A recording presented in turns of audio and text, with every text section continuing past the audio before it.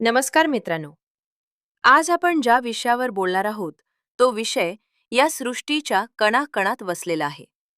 ही कथा आहे अशा एका रात्रीची, जी रात्र जगातील सर्व रात्रींमध्ये सर्वात मोठी आणि सर्वात पवित्र मानली जाते.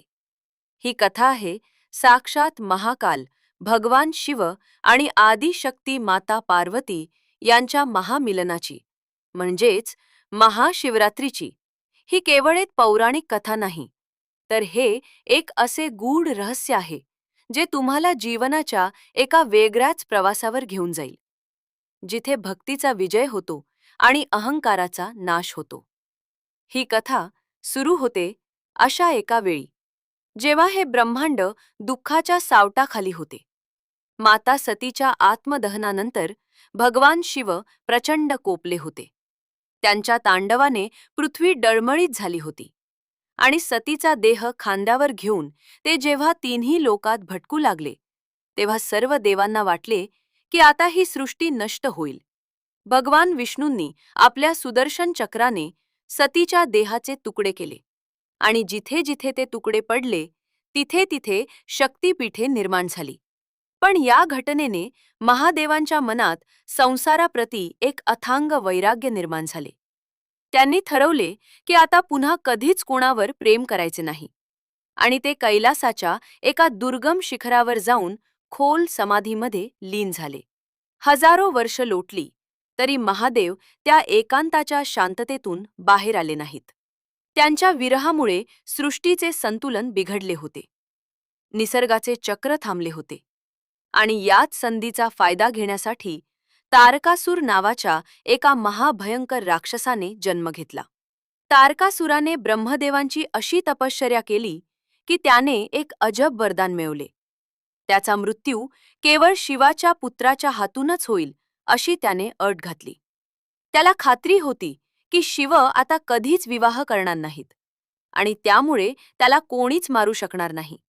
या अहंकाराने त्याने देवांना स्वर्गातून हाकलून दिले, ऋषीमुनींचा छळ सुरू केला आणि सर्वत्र अंधार पसरला. पण नियतीला काहीतरी वेगळेच मान्य होते. माता सतीने पुन्हा एकदा पर्वतराज हिमालय आणि राणी मेनावती यांच्या पोटी जन्म घेतला. तिचे नाव ठेवले गेले पार्वती. पार्वती लहानपणापासूनच सामान्य मुलींसारखी नव्हती.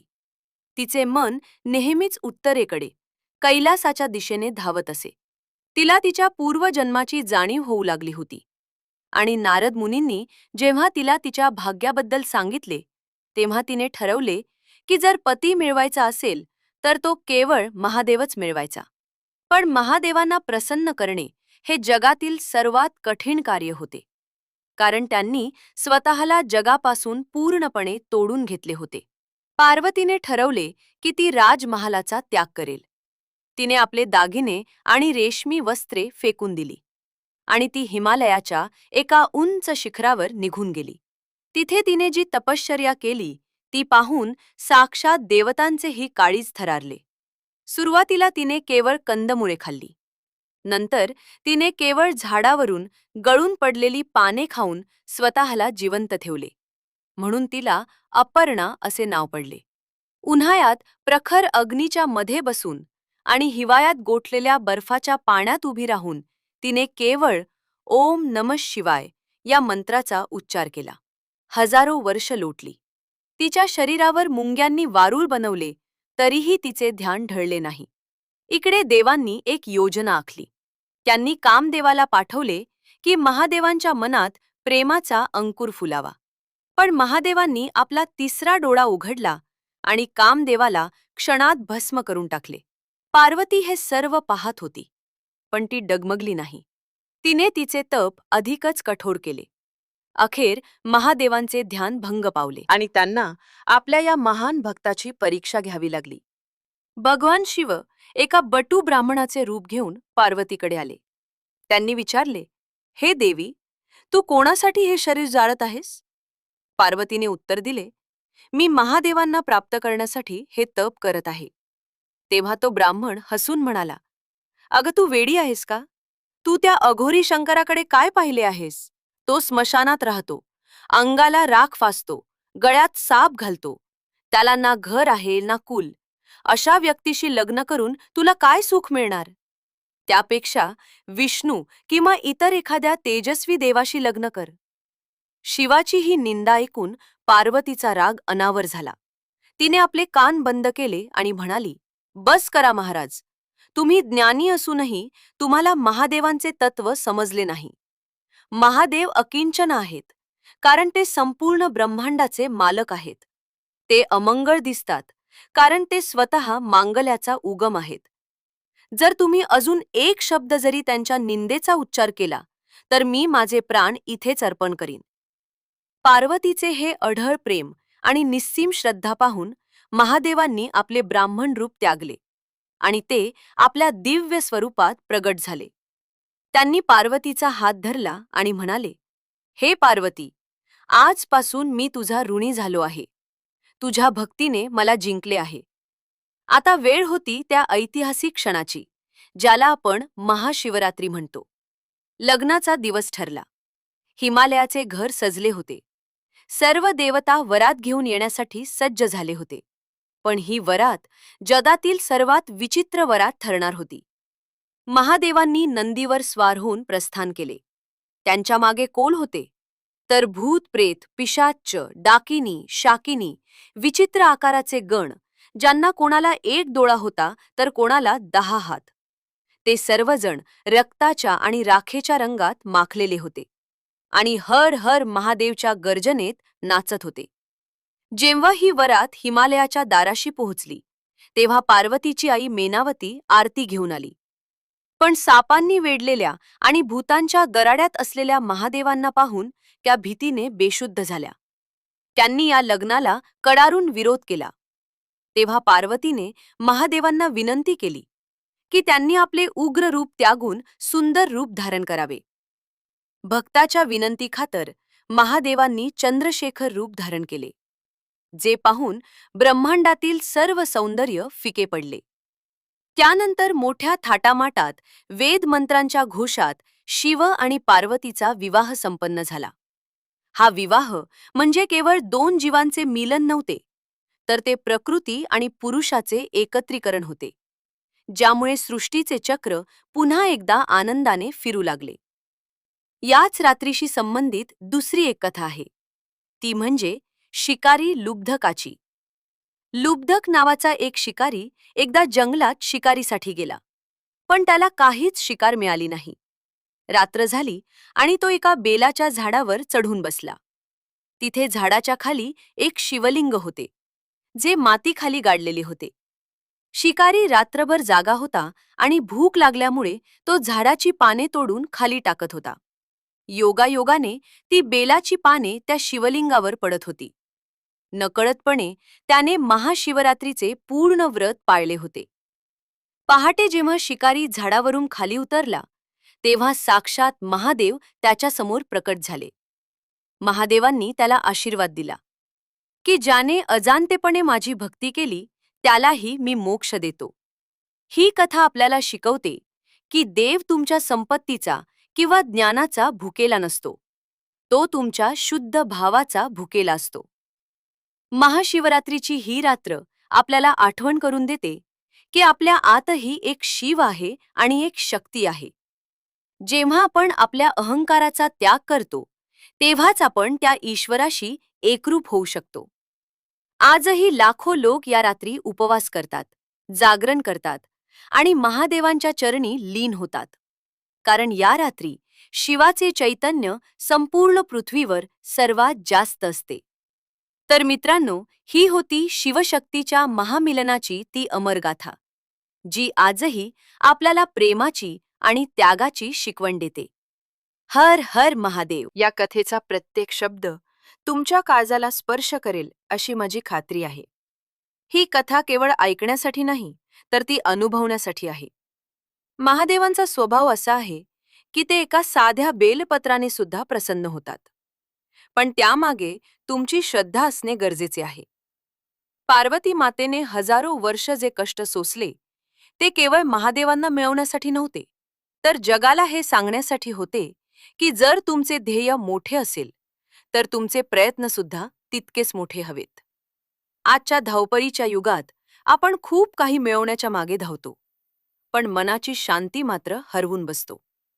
महाशिवरात्रीची ही रात्र आपल्याला ती शांती मिळवून देण्याची संधी देते. जेव्हा आपण महादेवांच्या नामाचा जप करतो, तेव्हा आपल्या मनातील नकारात्मकता जळून भस्म होते. जसे महादेवांनी हलाहल विष पिऊन जगाला वाचवले, तसे आपणही आपल्यातील वाईट विचार पचवून जगाला प्रेम दिले पाहिजे. शिवविवाहाचा तो सोहळा आजही हिमालयाच्या कणाकणात घुमतो आहे.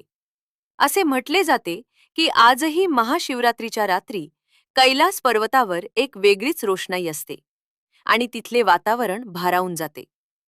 शिकारी लुब्धकाची कथा आपल्याला हेच सांगते की तुम्ही कोण आहात, तुमची जात काय, तुमचा धर्म काय, याने महादेवाला काही फरक पडत नाही. तुम्ही त्यांना कोणत्या मनाने हाक मारता हे सर्वात महत्त्वाचे आहे. महादेवांच्या वरातीत सर्व प्रकारचे लोक होते. याचा अर्थ असा आहे की महादेव सर्वांना स्वीकारतात, मग तो चांगला असो किंवा वाईट, सुंदर असो किंवा कुरूप. जो त्यांच्या चरणी येतो तो त्यांचा होतो. ही सर्व समावेशकता आपल्याला आजही खूप काही शिकवून जाते. तर या महाशिवरात्रीला आपणही सर्व भेदभाव विसरून एकत्र येऊया आणि त्या महाकालाचा जयघोष करूया. ज्यांच्या एका डोळ्याच्या इशाऱ्यावर हे संपूर्ण विश्व नाचते, सृष्टीचा विनाश आणि निर्मिती या दोन्ही गोष्टी महादेवांच्या डमरूच्या नादावर अवलंबून आहेत. जेव्हा डमरू वाजतो तेव्हा नवीन सृष्टी निर्माण होते आणि जेव्हा त्यांचा तिसरा डोळा उघडतो तेव्हा अन्यायाचा नाश होतो. या रात्री आपणही आपल्यातील आळस आणि अज्ञान यांचा नाश करूया आणि ज्ञानाचा प्रकाश आपल्या जीवनात आणूया. महाशिवरात्रीची ही कथा तुमच्या मित्रांना आणि परिवाराला नक्की सांगा, जेणेकरून त्यांनाही या महान शक्तीची जाणीव होईल. आपण पुन्हा भेटू अशाच एका प्रेरणादायी कथेसह. तोपर्यंत भगवान महादेवांचा आशीर्वाद तुमच्यावर कायम राहो, हीच सदिच्छा. ओम नमः शिवाय. हर हर महादेव. कथेचा हा प्रवाह असाच पुढे चालू राहतो. जेव्हा आपण शिवाच्या विविध रूपांचा विचार करतो, तेव्हा आपल्याला जाणवते की शिव म्हणजे केवळ विनाश नाही, तर शिव म्हणजे कल्याण आहे. म्हणूनच त्यांना शंकर म्हटले जाते, जे सर्वांचे कल्याण करतात. शिवविवाहाच्या वेळी जेव्हा सर्व देवतांनी आपली शक्ती आणि वैभव दाखवले, तेव्हा महादेवांनी राख लावून हे सिद्ध केले की अंततः हे शरीर राखेचेच आहे आणि आत्माच सत्य आहे. पार्वती मातेने जेव्हा आपली तपश्चर्या पूर्ण केली, तेव्हा त्यांनी केवळ पती मिळवला नाही, तर त्यांनी स्त्री शक्तीचा सन्मान संपूर्ण विश्वात वाढवला. त्यांच्या या तपाने तारकासुराचा वध करण्याचा मार्ग मोकळा झाला, कारण त्यांच्या विवाहातून जन्माला आलेल्या कार्तिकेयाने त्या राक्षसाचा अंत केला. ही कथा आपल्याला धैर्याची आणि संयमाची शिकवण देते. महाशिवरात्रीच्या या पावन रात्री आपण आपल्या ध्येयाप्रती पार्वती मातेसारखे दृढ राहूया आणि महादेवांसारखे शांत आणि स्थिर राहूया. सृष्टीचे हे रहस्य उलगडताना आपल्याला नेहमीच एक नवीन दृष्टी मिळते. ही रात्र आपल्याला पुन्हा एकदा नवीन सुरुवातीची संधी देते. तर या रात्रीचा पुरेपूर फायदा घ्या. ध्यान करा, भक्ती करा आणि त्या अथांग शिवामध्ये स्वतःला विसरून जा. हर हर महादेव. भगवान शिवाचे वैराग्य आणि पार्वती मातेचे प्रेम या दोन गोष्टींनी मिळून हे जग सुंदर बनले आहे. जर शिव नसतील तर शक्तीचा उपयोग करता येणार नाही, आणि जर शक्ती नसेल तर शिव शव बनतील. म्हणूनच शिव आणि शक्ती हे एकाच नाण्याच्या दोन बाजू आहेत. महाशिवरात्रीच्या दिवशी जेव्हा हे दोन्ही एकत्र आले, तेव्हा संपूर्ण ब्रह्मांड आनंदाने भरून गेले. आपणही आपल्या जीवनात कर्म आणि भक्ती यांचा असाच संगम घडवून आणला पाहिजे, जेणेकरून आपले जीवन सार्थकी लागेल. महादेवांच्या गळ्यातील साप आपल्याला हे शिकवतात की आपल्या शत्रूंनाही आपण दागिन्यांसारखे गळ्यात घालू शकतो. जर आपल्याकडे संयम असेल तर त्यांच्या जटेतील गंगा ही शीतलता आणि ज्ञानाचे प्रतीक आहे, तर त्यांच्या हातातील त्रिशूळ हा काम, क्रोध आणि लोभ या तीन विकारांवर विजय मिळवण्याचे शस्त्र आहे. ही सर्व प्रतीके आपल्याला दररोजच्या जीवनात जगण्याची कला शिकवतात. या महाशिवरात्रीला आपण केवळ विधी करू नका, तर त्या विधींमागील अर्थ समजून घ्या आणि आपल्या प्रगतीचा मार्ग सुकर करा. हीच खरी शिवभक्ती आहे. धन्यवाद. हर हर महादेव. या विस्तृत कथेमध्ये आपण पाहिले की कशा प्रकारे एका संकटातून सुटका मिळवण्यासाठी देवाने विवाहाचे रूप घेतले. ही कथा आपल्याला कौटुंबिक जीवनाचे महत्त्वही सांगते. महादेव हे एक आदर्श पती आणि आदर्श पिता सुद्धा आहेत. त्यांच्या कुटुंबात सर्व प्रकारचे विरुद्ध स्वभाव एकत्र राहतात. महादेवांचा बैल, पार्वतीचा सिंह, कार्तिकेयाचा मोर आणि गणपतीचा उंदीर हे सर्वजण एकमेकांचे नैसर्गिक शत्रू असूनही महादेवांच्या सानिध्यात प्रेमाने एकत्र राहतात. हे आपल्याला हेच शिकवते की जर घराचा प्रमुख शांत आणि समजूतदार असेल तर कितीही विरुद्ध विचार असले तरी कुटुंब एकसंध राहू शकते. महाशिवरात्रीचा हा संदेश घराघरात पोहोचणे गरजेचे आहे. आपणही आपल्या कुटुंबात असाच समन्वय साधला पाहिजे, जेणेकरून आपले घर सुद्धा कैलास बनेल. या कथेच्या माध्यमातून आपण आपल्या संस्कृतीचा हा अनमोल वारसा जपला पाहिजे. महादेवांची कृपा तुम्हा सर्वांवर सदैव राहो, हीच प्रार्थना. ओम शांती शांती शांती. हर हर महादेव.